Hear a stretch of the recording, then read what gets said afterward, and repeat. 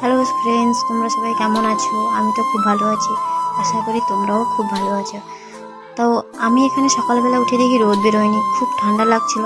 আর এদিকে দেখো ভাই দিদারা মিলে সবাই আগুনে গা হাত পা গরম করছিল, তাই আমিও বসে পড়লাম তাদের সঙ্গে গা হাত পা গরম করার জন্য।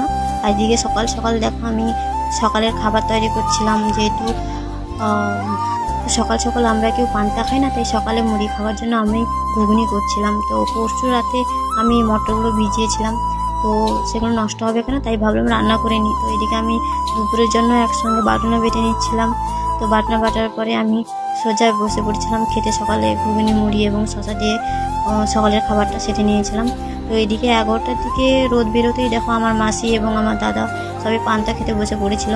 আর আমি আমার বরকে বলেছিলাম যে একটা লাউ ডাঁটা কেটে দিতে, দুপুরে রান্না করব। আর এদিকে দেখো আগে থেকে আমি ফ্রিজে মাছটা বের করে রেখেছিলাম। আর পেঁপে ভাঙতে এসে দেখি আগে থেকেই পেঁপে গাছের গোড়ায় পেঁপে পড়েছিল, তাই পেঁপেটাকে আর ভাঙে রান্না করতে দেরি হলেও আমি কিন্তু রান্নার জোগাড়পাতিগুলো আগে থেকেই করে রাখি, যাতে রান্নাগুলো করতে আগে থেকে সুবিধে হয়।